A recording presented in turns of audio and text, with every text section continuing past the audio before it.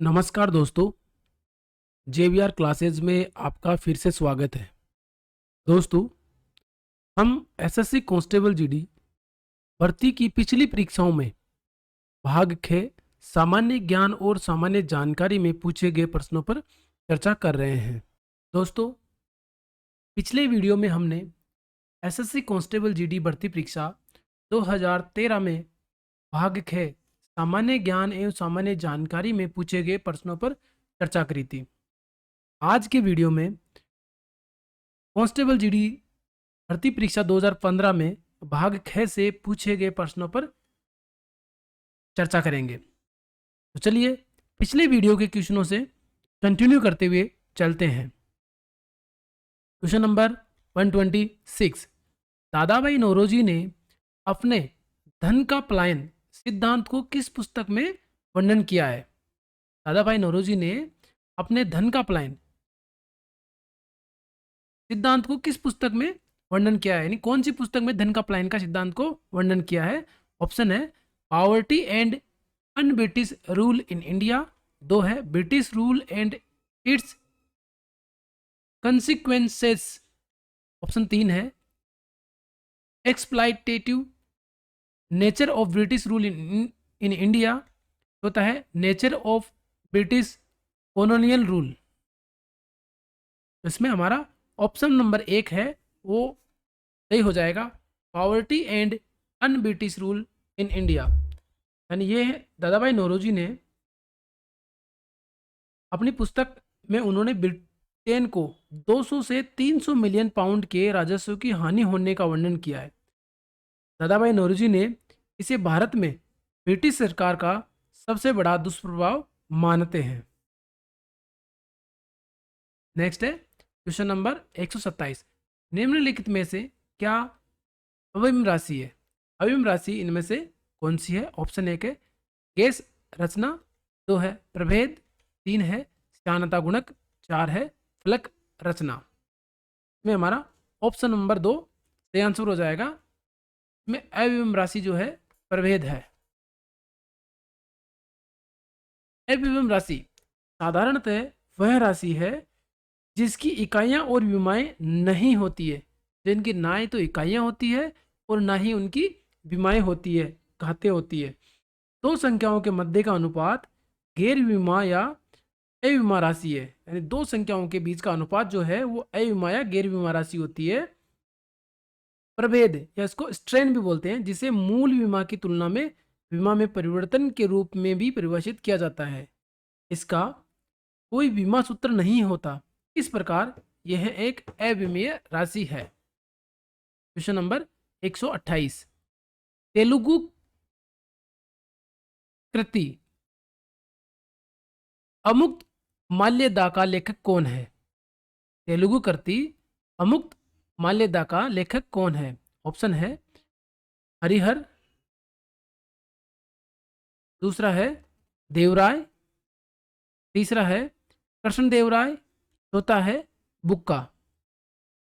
तो तेलुगु कृति अमुक्त माल्यदा का लेखक कृष्णदेवराय है, तो हमारा ऑप्शन नंबर तीन सही आंसर हो जाएगा। विजयनगर साम्राज्य के महान सम्राट थे कृष्णदेवराय, जिनका शासनकाल 1509 से 1530 तक रहा है। इन्होंने अमुक्त माल्यदा की रचना की थी। इसे तेलुगु साहित्य की सर्वश्रेष्ठ कृतियों में माना जाता है। यह भगवान वेंकटेश्वर को समर्पित महाकाव्य है। विजयनगर साम्राज्य का प्रशासन अमुक्त माल्यदा में वर्णित नियमों के आधार पर चलाया जाता था। नेक्स्ट है क्वेश्चन नंबर 129, पीसीजी जीके में सी शब्द से क्या अभिप्राय है? ऑप्शन है कैलमेट, कफ, क्लोरीन, कैडमियम। क्वेश्चन नंबर 29 में पीसीजी में सी का मतलब कैलमेट होता है। क्या होता है? कैलमेट। तो हमारा ऑप्शन नंबर एक सही हो जाएगा। इसका फुल फॉर्म है बेसिल्स बेसिल्स कैलमेट ग्यूरिन, बेसिल्स कैलमेट ग्यूरिन इसका पूरा नाम है, बीसीजी का। इसमें कैलमेट जो है सी का फुल फॉर्म हो जाएगा। नेक्स्ट है क्वेश्चन नंबर 130, नगदी रिजर्व अनुपात का उपकरण है। नगद रिजर्व अनुपात किसका उपकरण है? ऑप्शन है मौद्रिक नीति का, 2 है कर नीति का, 3 है कृषि नीति का, 4 है राजकोषीय नीति का। नगदी रिजर्व अनुपात या जिसको नगद रिजर्व अनुपात भी कहते हैं वो किसका है? तो मौद्रिक नीति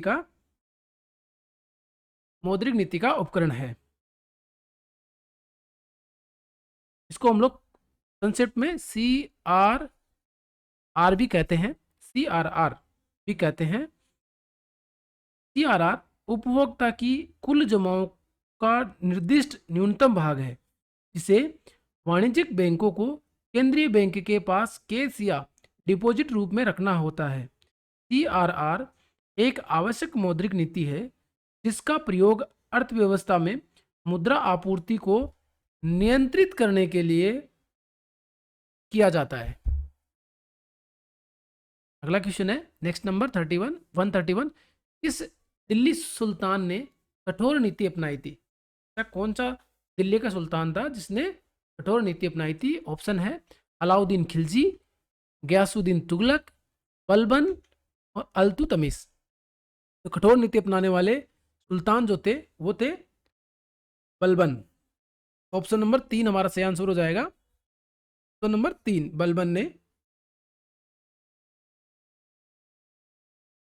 बलबन जो थे वो ममलुक वंश का 9वां सुल्तान था।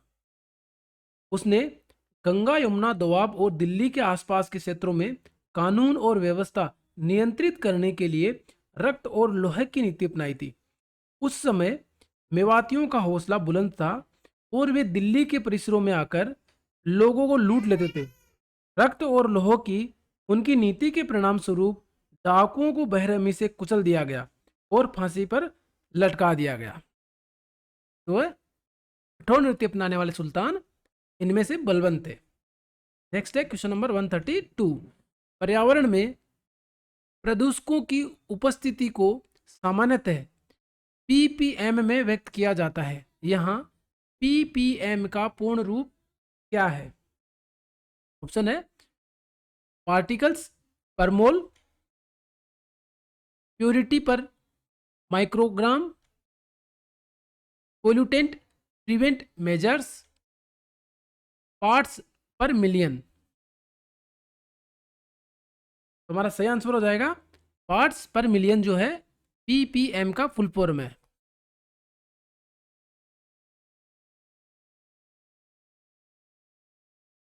नेक्स्ट है क्वेश्चन नंबर 133, गुरु जल का रासायनिक संगठन क्या होता है? गुरु जल का रासायनिक संगठन क्या होता है? ऑप्शन है H2O2, H2O, HDO और D2O। गुरु जल का जो है D2O, गुरु जल या जिसको हम लोग भारी जल भी कहते हैं, उसका रासायनिक संगठन क्या होता है? D2O होता है। इसको 2H2O भी बोलते हैं। क्या बोलते हैं? 2H2O भी बोलते हैं। तो दूसरा नाम है 2H2O भी कहते हैं या इसको D2O बोलते हैं। इसमें हाइड्रोजन का एक आइसोटोप और ड्यूटेरियम, हाइड्रोजन आइसोटोप ड्यूटेरियम भी होता है जिसे हम लोग भारी जल भी कहते हैं। नेक्स्ट है क्वेश्चन नंबर 134, विश्व व्यापार संगठन का मुख्यालय कहाँ स्थित है? विश्व व्यापार मुख्यालय का संगठन कहाँ स्थित है? ऑप्शन नंबर 1 है नई दिल्ली, 2 है जेनेवा स्विट्जरलैंड, 3 है लंदन यूके, 4 है वाशिंगटन यूएसए। का विश्व व्यापार संगठन का WTO का जो है जेनेवा स्विट्जरलैंड में इसका मुख्यालय स्थित है। नेक्स्ट है क्वेश्चन नंबर 135, निम्नलिखित में से क्या स्वतः पोषित है? स्वतः पोषित क्या है? ऑप्शन 1 है तितली, 2 है शैवाल, 3 है टिड्डा, 4 है मशरूम। स्वतः पोषित क्या है? तो स्वतः पोषित क्या है? शैवाल होते हैं। शैवाल क्या है? स्वतः पोषित है। तो ऑप्शन नंबर 2 हमारा सही आंसर हो जाएगा। चौथे पोषित एक जीव है जो सूर्य का प्रकाश, जल, कार्बन डाइऑक्साइड या अन्य रसायनों का प्रयोग करते हुए अपना भोजन स्वयं बनाता है। अधिकांश पौधे चौथे पोषित होते हैं, लेकिन इन जीवों में भी कई प्रकार पाए जाते हैं। शैवाल जो जल में रहते हैं और जिनका विस्तृत रूप समुद्री शैवाल के रूप में जाना जाता है, यह स्वतः पोषित जीव का एक रूप है। तितली अपना भोजन स्वयं नहीं बनाती है, दूसरों का भोजन खाती है। टिड्डा भी सेम वैसे ही है। मशरूम भी अपना भोजन नहीं बनाती है, परजीवी है, दूसरों के ऊपर निर्भर रहती है। तो इसमें शैवाल जो है वो अपना भोजन स्वयं बनाता है। नेक्स्ट है क्वेश्चन नंबर 136। इंटरनेट टेक्नोलॉजी में प्रयुक्त शब्द URL का क्या अभिप्राय है? ऑप्शन है uniform resource locator, unique resource locator, uniform remote locator, unique remote locator. 4 option दिए हुए हैं। इसका सही आंसर है यूनिफॉर्म रिसोर्स लोकेटर, नहीं ऑप्शन नंबर 1। ऑप्शन नंबर 1 हमारा सही आंसर है।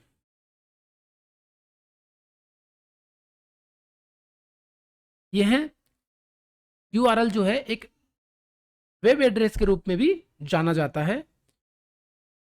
URL वेब रिसोर्स का रेफरेंस है जो कंप्यूटर पर इसकी लोकेशन को विनिर्दिष्ट करता है और मैकेनिज्म के लिए इसे रिट्रीव करता है। नेक्स्ट है क्वेश्चन नंबर 137। अर्थशास्त्र मानव निर्मित उत्पादन उपकरण को किस रूप में वर्गीकृत करता है? क्या बोल रहा है?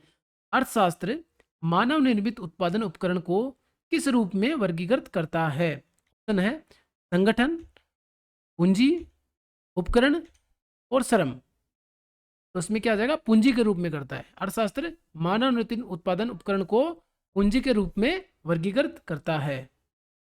नेक्स्ट है क्वेश्चन नंबर 138। वातावरण में उपस्थित सल्फर ऑक्साइड बारिश से घुल जाते हैं और क्या बनाते हैं? यानी सल्फर ऑक्साइड जो है बारिश में घुल जाते हैं और क्या बनाते हैं? सल्फर डाइऑक्साइड जो है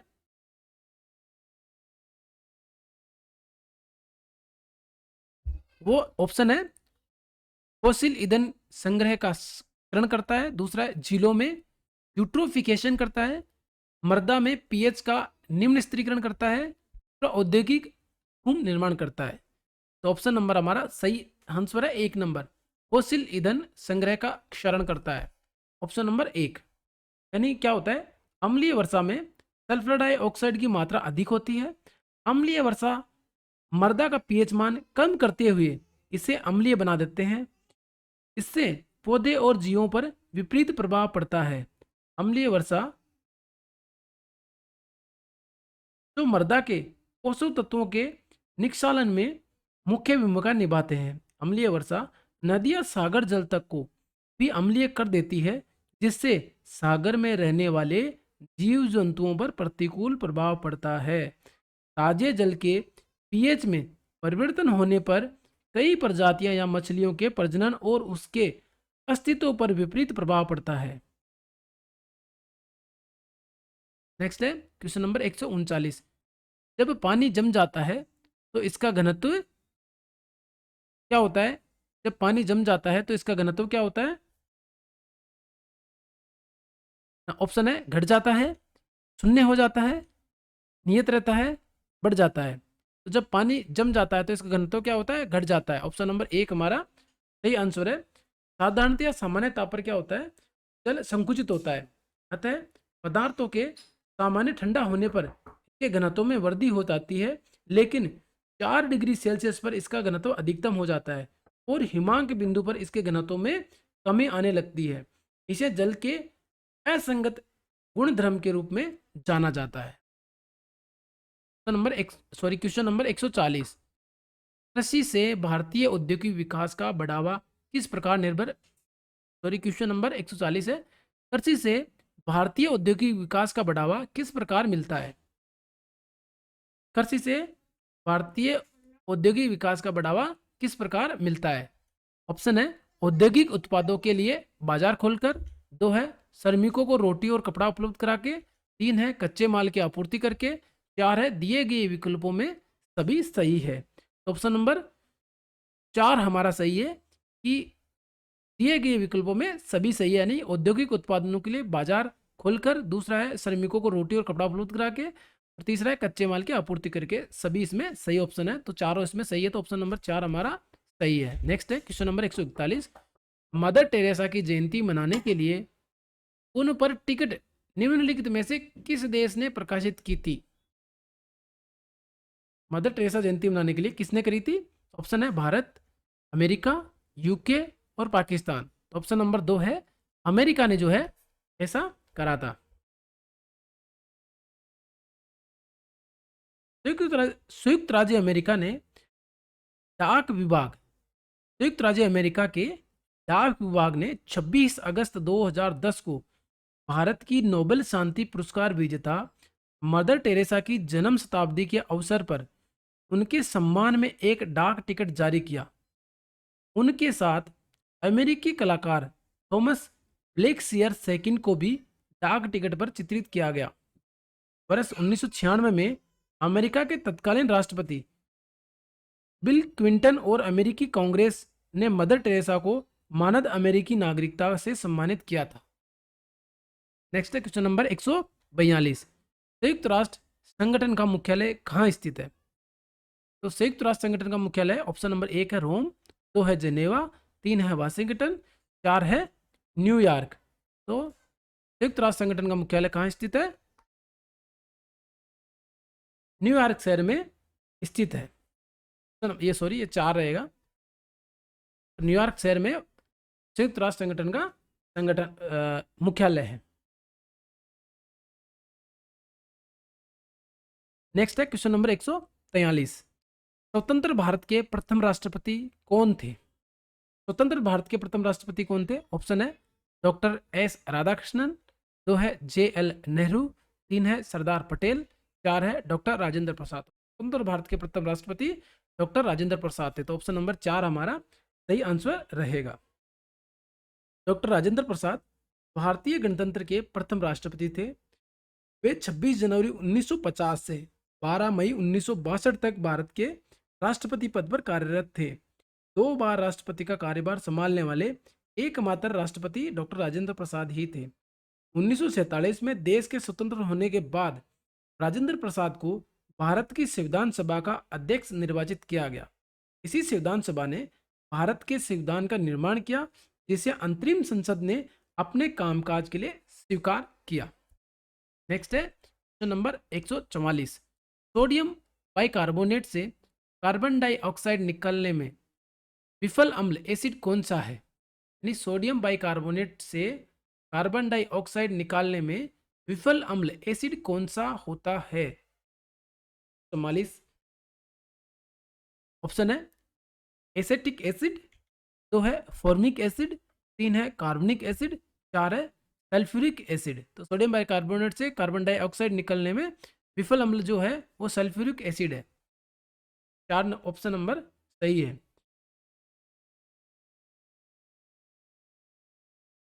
यानी इसमें होता क्या है कि सोडियम बाइकार्बोनेट और कार्बनिक अम्ल जो होते हैं, यानी जिसमें फार्मिक एसिड हो गया, इसमें एसिटिक एसिड हो गया, जिसमें कार्बोनिक एसिड हो गया इत्यादि, कार्बन डाइऑक्साइड को विमुक्त करने के लिए अभिक्रिया करते हैं। इसको विमुक्त करने के लिए क्या करते हैं? तीनों मिलके अभिक्रिया करते हैं।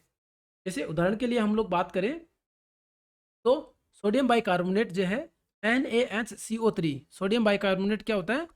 NaHCO3 जो है कार्बन डाइऑक्साइड को विमुक्त करने के लिए एसिटिक एसिड के साथ तीव्र अभिक्रिया करता है, तो एक समीकरण का निर्माण होता है। में कौन कौन से में होता है? 3 इसमें मिलकर के ये करते हैं। एक जो है में विफल अम्ल है, इसमें एक अम्ल जो है नहीं निकालता है सोडियम बाइकार्बोनेट से, वो है सल्फ्यूरिक एसिड। नेक्स्ट है क्वेश्चन नंबर 145, लोकतंत्र ऐसी सरकार है जिसमें प्रत्येक की हिस्सेदारी होती है, यह किसका मत था? नंबर 1 है जियोवंस का, 2 है सीले का, 3 है प्लूटो का, 4 है अब्राहम लिंकन का। तो इसमें सीले ने ये मत दिया था कि लोकतंत्र ऐसी सरकार है इसमें प्रत्येक की हिस्सेदारी होती है। लोकतंत्र सरकार का एक रूप है।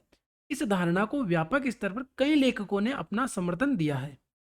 प्रसिद्ध लेखक तिले के अनुसार लोकतंत्र सरकार का वह रूप है जिसमें प्रत्येक व्यक्ति की भागीदारी होती है। तिले ने लोकतंत्र के सैद्धांतिक रूप की ओर संकेत किया है। नेक्स्ट है क्वेश्चन नंबर 146। शेरशाह की महानता किसमें निहित है? शेरशाह की महानता है ऑप्शन नंबर 1 धर्मनिरपेक्ष अभिवर्ती पर, हुमायूं पर जीत, श्रेष्ठ जनरल होना, प्रशासनिक सुधार। में 4 नंबर सही है, प्रशासनिक सुधार।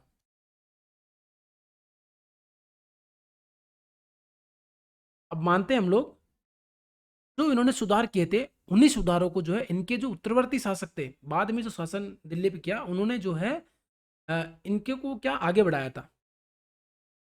शेरशाह ने अपने संपूर्ण साम्राज्य को 42 सरकारों में विभाजित कर एक शक्तिशाली और मजबूत प्रशासन व्यवस्था की संरचना की थी।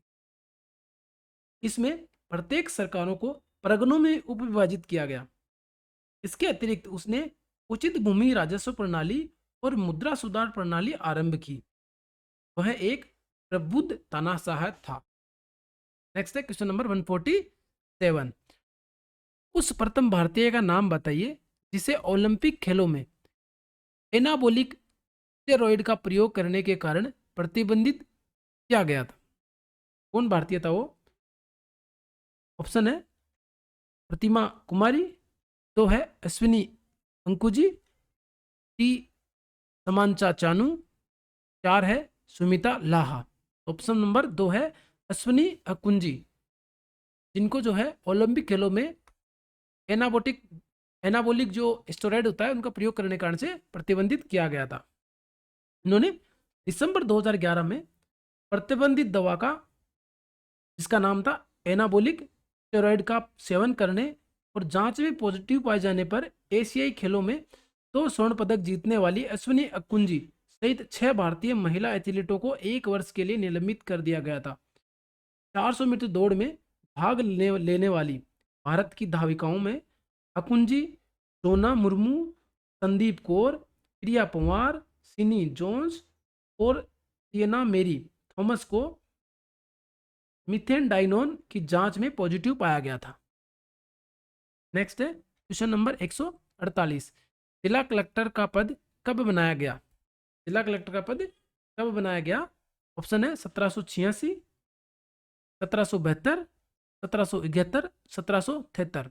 तो जिला कलेक्टर का पद जो है अंग्रेजों द्वारा 1772 में बनाया गया था। तो ऑप्शन नंबर 2 हमारा सही आंसर है। भारत के उस समय के तत्कालीन गवर्नर वारेन हेस्टिंग ने 1772 में जिलाधीश संग्राहक यानी डिस्ट्रिक्ट कलेक्टर के पद का शुरुआत करी थी। 1773 में इस पद को समाप्त कर दिया गया था, लेकिन 1781 में इस पद को पुनः प्रारंभ किया गया था। 1943 में भारत के स्वतंत्र होने के बाद भी जिला प्रशासन की एक इकाई के रूप में काम करता रहा है। नेक्स्ट है क्वेश्चन नंबर 149। औपनिवेशिक भारत में भारतीय विधवाओं के लिए शारदा सदन स्कूल की स्थापना किसने करी थी? ऑप्शन है महादेव गोविंद रानाडे, सरोजिनी नायडू, दयानंद सरस्वती, पंडिता रमाबाई। तो ऑप्शन नंबर 4 है पंडिता रमाबाई ने जो है शारदा सदन की स्थापना की थी विधवाओं के लिए। और इन्होंने जो है 1889 में इसकी स्थापना करी थी, और वो भी बॉम्बे में। कहाँ पे करी थी, कब करी थी? 1889 में बम्बई में करी थी। नेक्स्ट है क्वेश्चन नंबर 150। सबसे छोटा महासागर कौन सा है?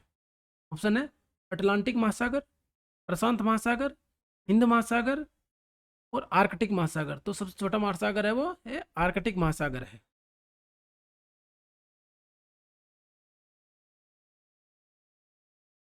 नेक्स्ट है क्वेश्चन नंबर 151। जिन देशों को सामान्य बाल्टिक देश कहा जाता है उनके समूह में कौन कौन से देश शामिल है? हम बाल्टिक देश जो है किन देशों को कहते हैं? ऑप्शन है पोलैंड, बेलारूस और लिथुआनिया। दो है डेनमार्क, पोलैंड और लातविया। तीन है स्वीडन, फिनलैंड और एस्टोनिया। चार है एस्टोनिया, लातविया और लिथुआनिया। तो हमारा ऑप्शन नंबर 4 है, बाल्टिक देश जो है वो एस्टोनिया, लातविया और लिथुआनिया को कहा जाता है। ये बाल्टिक सागर के पूर्वी तट पर उत्तरी यूरोप में 3 देश हैं, एस्टोनिया, लातविया और लिथुआनिया, जो बाल्टिक देशों में शामिल है, क्योंकि ये बाल्टिक सागर से जुड़े हुए हैं पूर्व की ओर में। जबकि लातविया और लिथुआनिया की स्वदेशी जनसंख्या बाल्टिक लोगों के रूप में जानी जाती है एवं एस्टोनिया के लोग फिनिक माने जाते हैं।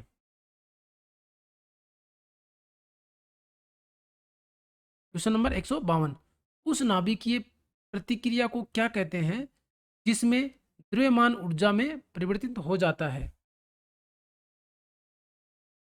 उस नाभिकीय प्रतिक्रिया को क्या कहते हैं जिसमें द्रव्यमान ऊर्जा में परिवर्तित हो जाता है? ऑप्शन है एंडोथर्मिक, एक्सोएर्जिक, एंडोएर्जिक, एक्सोथर्मिक। ऑप्शन नंबर 4 है एक्सोथर्मिक। करेक्ट आंसर रहेगा एक्सोथर्मिक। एक्सोथर्मिक नाभिकीय प्रतिक्रिया है जिसमें द्रव्यमान ऊर्जा में परिवर्तित हो जाता है। नेक्स्ट है क्वेश्चन नंबर 153, 1857 के विद्रोह के समय भारत का वायसराय निम्नलिखित में से कौन था? कौन था उस समय में? ऑप्शन है हमारे पास में लिंटन, कैनिंग, डलहौजी और मिंटो। सही आंसर रहेगा हमारा कैनिंग। लॉर्ड कैनिंग उस समय हमारे भारत के वायसराय थे, जिन्होंने 28 फरवरी, कब से? 28 फरवरी 1856 से 21 मार्च 1862 तक जो भारत के वायसराय रहे थे। नेक्स्ट है क्वेश्चन नंबर 154, प्रथम इलेक्ट्रॉनिक डिजिटल कंप्यूटर में निम्नलिखित में से क्या था? ऑप्शन है सेमीकंडक्टर मेमोरी, ट्रांजिस्टर, क्या है वैक्यूम ट्यूब, 4 है इलेक्ट्रॉनिक वॉल्व। ये आंसर है हमारा वैक्यूम ट्यूब। क्या था? Vacuum tube. प्रथम इलेक्ट्रॉनिक डिजिटल कंप्यूटर में वैक्यूम ट्यूब थे। कौन थे? इसका निर्माण किसने करा था? प्राध्यापक जॉन एटानासोफ और उसके छात्र क्लिफोर्ड बेरी ने दुनिया का पहला इलेक्ट्रॉनिक डिजिटल कंप्यूटर, क्या नाम दिया था उसका? एटानासोफ बेरी कंप्यूटर नाम दिया था, जिसको एबीसी भी बोलते हैं। 1939 एवं 1942 के बीच आईओवा स्टेट यूनिवर्सिटी अमेरिका में बनाया गया था। नेक्स्ट है क्वेश्चन नंबर 155, दुग्ध उत्पादन बढ़ाने के लिए भारत सरकार द्वारा कौन सी क्रांति शुरू की गई थी? ऑप्शन है पीली क्रांति, हरित क्रांति, नीली क्रांति, श्वेत क्रांति। तो कौन सी क्रांति शुरू की गई थी? श्वेत क्रांति शुरू की गई थी, दूध क्रांति वाली। तो ऑप्शन नंबर 4 हमारा सही आंसर है, श्वेत क्रांति। और इसको ऑपरेशन फ्लड या श्वेत क्रांति को ऑपरेशन फ्लड का भी नाम दिया गया था। दुनिया के सबसे बड़े डेयरी विकास कार्यक्रम के रूप में 1970 में शुरू किया गया था।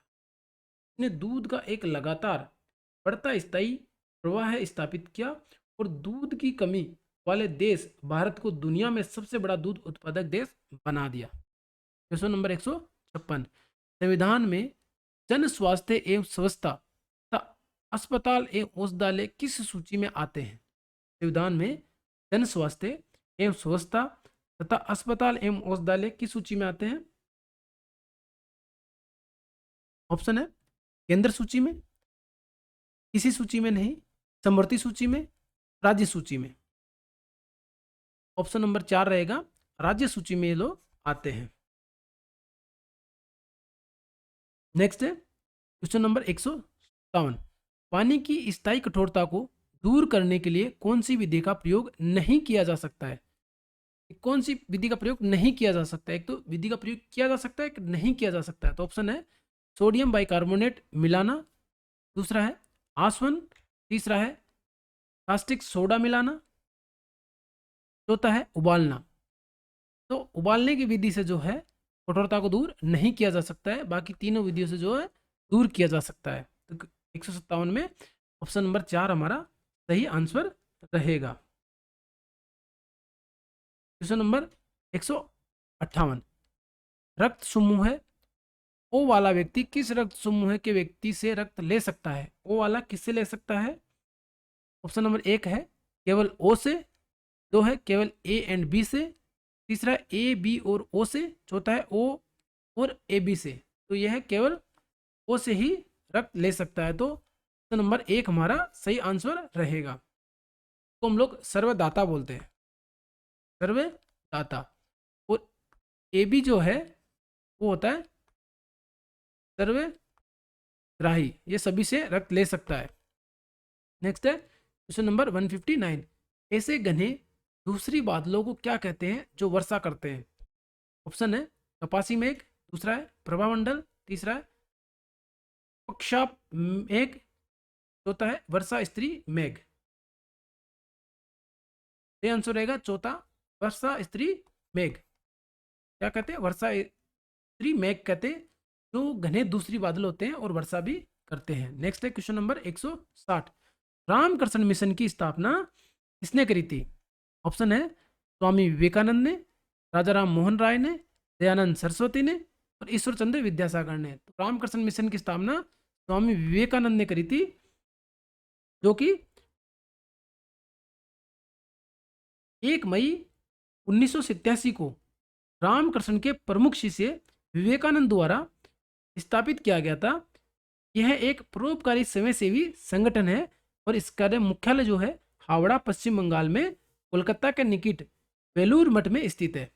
यह वेदांत की प्राचीन हिंदू दर्शन का समर्थक है।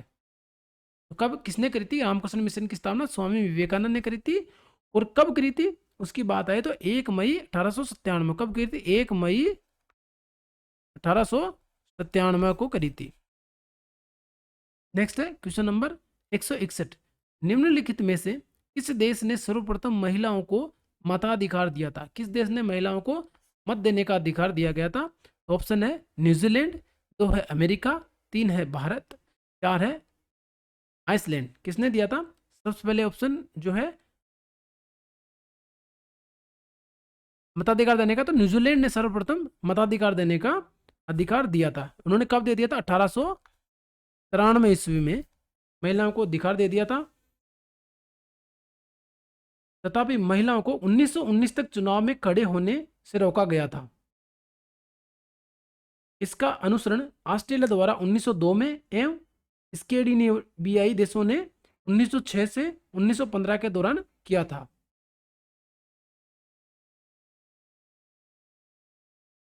नेक्स्ट है क्वेश्चन नंबर 162, लंदन ओलंपिक 2012 में रजत पदक किस महिला मुक्केबाज ने जीता था? रजत पदक किसने जीता था? रजत पदक ऑप्शन है Mary Kom, Natasha Jonas, Nicola Adams और काताई टेलर ने। तो इसमें से चारों ही ऑप्शन नहीं है। इसमें है कि लंदन ओलंपिक 2012 के महिला मुक्केबाजी आयोजन में ग्रेट ब्रिटेन की निकोला एडम्स ने क्वालिफाई वेट 51 किलोग्राम में स्वर्ण पदक जीता, जबकि कनाडा की रेन केन ने रजत पदक जीता था। किसने जीता? रेन केन ने। कहाँ की थी? कनाडा की। इसमें ऑप्शन नहीं है।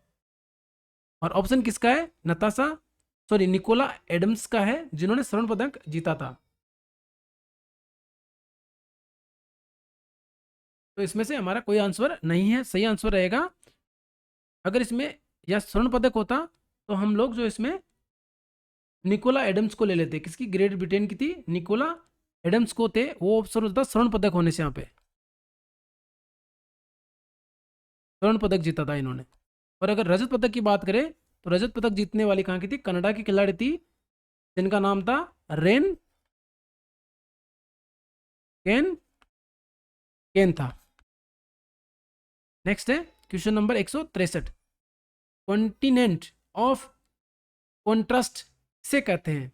कॉन्टिनेंट ऑफ कॉन्ट्रास्ट किसे कहते हैं? ऑप्शन है एशिया को, दूसरा ऑस्ट्रेलिया को, तीसरा अफ्रीका को, चौथा है अंटार्कटिका को।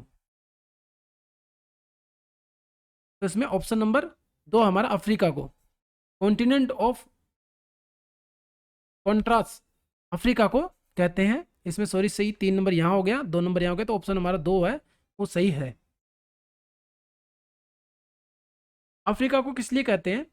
अफ्रीका अपनी विविधता की वजह से विरोधाभासों के महाद्वीप के रूप में जाना जाता है। इसकी विविधता भौतिक पर्यावरण और लोगों के प्रसार के साथ शुरू होता है। नेक्स्ट है क्वेश्चन नंबर 164। दक्षिणी अफ्रीका के प्रथम अश्वेत राष्ट्रपति और रंग भेद विरोधी आइकॉन नेल्सन मंडेला की मृत्यु कब हुई थी? ऑप्शन है 6 दिसंबर 2014 को, दो है 6 दिसंबर 2013 को, तीसरा है 9 दिसंबर 2014 को, पांचवा 5 दिसंबर 2013 को। कब इनकी मृत्यु हुई थी? तो इनकी मृत्यु हुई थी 5 दिसंबर 2013 को नेल्सन मंडेला की मृत्यु हुई थी। नेक्स्ट है क्वेश्चन नंबर 165। जनगणना कितने वर्ष में एक बार की जाती है? ऑप्शन है प्रतिवर्ष, 10 वर्ष, 5 वर्ष, 15 वर्ष। तो जनगणना प्रत्येक 10 वर्ष बाद की जाती है। तो ऑप्शन नंबर 3 हमारा सही आंसर रहेगा। ऑप्शन नंबर 3 वर्ष 10 वर्ष के पश्चात में जनगणना की जाती है। Question number 166। निम्नलिखित में से क्या एरोसोल नहीं है? ऑप्शन 1 है कोहरा, 2 है कीचड़, 3 है बादल, 4 है धुआं। तो इसमें से कोहरा जो है एरोसोल है जो कि उड़ता है, दूसरा बादल भी एरोसोल है, तीसरा धुआं भी एरोसोल है जो वाष्प है, जिसको हम लोग वाष्प बोलते हैं। कीचड़ जो है वाष्प नहीं है, ये पानी और मिट्टी का मिश्रण है। ऑप्शन नंबर 3 हमारा सही आंसर होगा। नेक्स्ट है क्वेश्चन नंबर 167।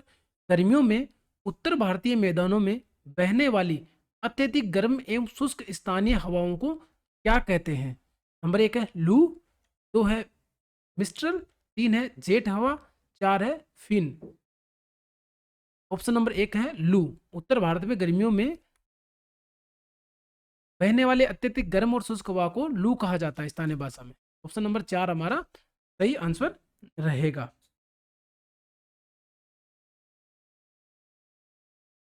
नेक्स्ट है क्वेश्चन नंबर 168। वह प्रथम प्रधानमंत्री कौन थे जिन्होंने संसद सत्र में उपस्थित हुए बिना ही त्यागपत्र दे दिया था? वह प्रथम प्रधानमंत्री कौन थे जिन्होंने संसद सत्र में उपस्थित हुए बिना ही त्यागपत्र दे दिया था? ऑप्शन है मोरारजी देसाई, दूसरा है श्रीमती इंदिरा गांधी, तीसरा है चौधरी चरण सिंह, चौथा है लाल बहादुर शास्त्री। तो ऑप्शन नंबर 3 है चौधरी चरण सिंह ने जो है संसद सत्र में उपस्थित हुए बिना ही त्यागपत्र दे दिया था। चौधरी चरण सिंह 28 जुलाई 1979 से 14 जनवरी 1980 तक भारत के प्रधानमंत्री रहे। उन्होंने भूमि कानूनों के तहत मुकदमा में श्रीमती इंदिरा गांधी और उनके सहयोगियों का समर्थन करने से इनकार किया। परिणाम स्वरूप भारतीय राष्ट्रीय कांग्रेस ने सरकार से अपना समर्थन वापस ले लिया। इस कारण उन्होंने अपने संक्षिप्त कार्यकाल के दौरान संसद सत्र का सामना नहीं किया। Next question number 169। कौन से मौर्य शासक भद्रबाहु के साथ शरणबेलगोला गए थे? कौन सा मौर्य शासक थे जो भद्रबाहु के साथ शरणबेलगोला गए थे? कर्नाटका में शरणबेलगोला गए थे कौन थे? तो ऑप्शन है अशोक, दूसरा चंद्रगुप्त, तीसरा दशरथ, चौथा है बिंदुसार।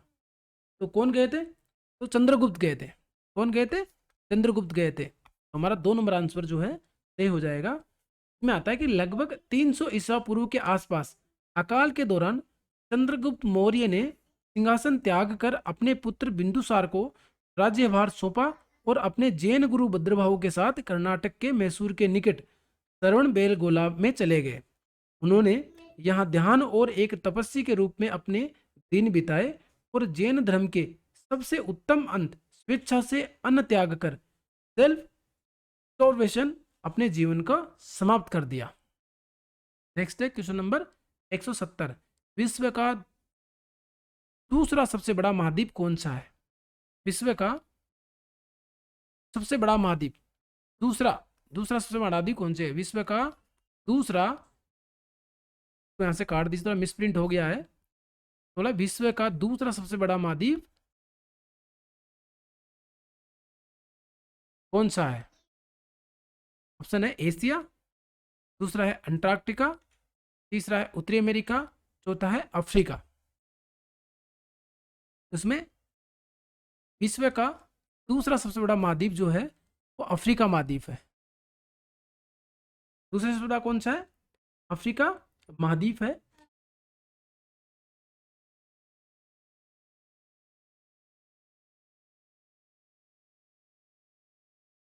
नेक्स्ट है क्वेश्चन नंबर 171, लाभ के गत्यात्मक सिद्धांत का प्रतिपादन किसने किया था? लाभ के गत्यात्मक सिद्धांत का प्रतिपादन करने वाले व्यक्ति कौन थे? तो ऑप्शन है वाकर, हाउले, क्लार्क और नाइट। कौन थे इसमें? क्लार्क थे। क्लार्क ने जो है लाभ के गत्यात्मक सिद्धांत का प्रतिपादन किया था। लाभ की एक लोकप्रिय धारणा यह है कि वे एक गतिशील अर्थव्यवस्था, अर्थात जहां अर्थव्यवस्था में परिवर्तन होता रहे, में उत्पन्न होते हैं। एक स्थिर अर्थव्यवस्था जहां कोई परिवर्तन नहीं होता, वहां कोई लाभ नहीं होता है। जेबी क्लार्क, जिन्होंने पहली बार बताया या खोजा कि लाभ गतिशील अधिशेष होता है, उनके सिद्धांत के अनुसार लाभ वस्तु के उत्पादन लागत एवं कीमत के बीच का अंतर होता है, परंतु लाभ गतिशील परिवर्तन का परिणाम होता है। नेक्स्ट है क्वेश्चन नंबर 172, अर्थव्यवस्था की केंद्रीय समस्या निम्नलिखित में से क्या नहीं है? अर्थव्यवस्था की केंद्रीय समस्या क्या नहीं है निम्नलिखित में से? ऑप्शन है उत्पादन क्या करना है, उत्पादन कैसे करना है, निजी लाभ को अधिकतम कैसे करना है, उत्पादन किसके लिए करना है। चार ऑप्शन है, उत्पादन क्या करना है, उत्पादन कैसे करना है, निजी लाभ को अधिकतम कैसे करना है, उत्पादन किसके लिए करना है। तो ऑप्शन नंबर 3 जो है वो इसमें करेक्ट आंसर रहेगा, निजी लाभ को अधिकतम कैसे करना है। ये इसकी समस्या नहीं है, समस्या 3 है, उत्पादन क्या करना है, कैसे करना है और किसके लिए करना है। ये अर्थव्यवस्था की केंद्रीय समस्या है। बट तीसरा जो निजी लाभ को अधिकतम कैसे करना है, ये समस्या नहीं है।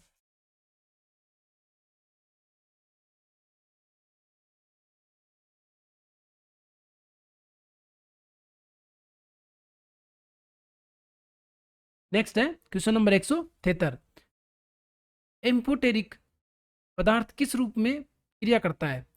एम्फोटेरिक पदार्थ जो है वो किस रूप में क्रिया करता है? ऑप्शन है क्षार के रूप में, दिए गए विकल्पों में से कोई नहीं, अम्ल और क्षार दोनों है, और अम्ल है, अग्ल के रूप में।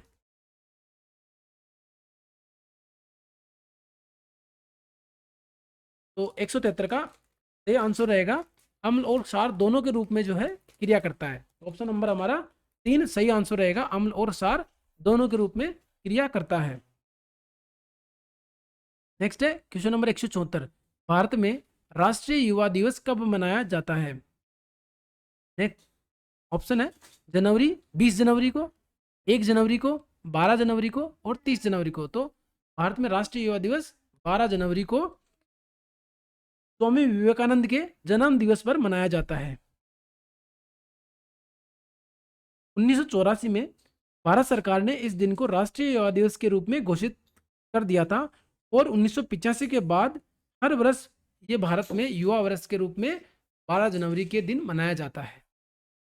नेक्स्ट है क्वेश्चन नंबर 175, लुई पाश्चर ने किसकी खोज की थी? तो लुई पाश्चर ने किसकी खोज की थी? तो ऑप्शन है पेनिसिलिन का, पोलियो टीका का, रेबीज रोधी टीका का और इंसुलिन का। इसकी खोज की थी लुई पास्चर ने, रेबीज रोधी टीका की खोज करी थी। तो ऑप्शन नंबर 3 हमारा सही आंसर है। लुई पास्चर के बारे में जान लेते हैं। लुई पास्चर 1822 से 1895 ने सर्वप्रथम मुर्गी के हैजे, एंथ्रेक्स एवं खतरनाक रेबीज के विरुद्ध टीके का विकसित किया। उन्होंने खरगोश में विषाणु को बढ़ाकर उसके प्रभावित तंत्रिका ऊतक को सुखाकर अपने रेबीज टीके को विकसित किया था। इस टीके को 6 जुलाई 1885 को एक 9 वर्षीय लड़के यूसुफ, जिनका नाम जोसेफ था, मैस्टर पर आजमाया गया, जिसे एक पागल कुत्ते ने काटा था। टीके के प्रभाव से लड़का बच गया और रेबीज के संपर्क में भी नहीं आया। तो दोस्तों, आज के लिए इतना ही। फिर मिलेंगे एक नए वीडियो में। नेक्स्ट वीडियो में हम वर्ष 2019 में पूछे गए एसएससी द्वारा क्वेश्चनों को लेके आएंगे, जिसमें एक दिन में 3 पारियों में पेपर हुए थे। उनके हिसाब से हम लोग एक वीडियो में 3 पेपर के क्वेश्चन यानी 25 + 25 + 75 क्वेश्चन हम लोग लगभग लेके आएंगे, जो कि इन्हीं वीडियो से कंटिन्यू करते हुए लाएंगे। अगर आपको इन प्रश्नों का पीडीएफ फॉर्मेट चाहिए तो आप हमारे व्हाट्सएप चैनल JBR क्लासेस और टेलीग्राम चैनल JBR क्लासेस को ज्वाइन करके वहां से ले सकते हैं। हमें आशा है कि आपको ये वीडियो पसंद आया होगा। अगर आपको ये वीडियो पसंद आया हो तो प्लीज़ इसे लाइक करें और अपने दोस्तों के साथ शेयर करें। साथ ही हमारे YouTube चैनल को सब्सक्राइब करना ना भूलें। धन्यवाद।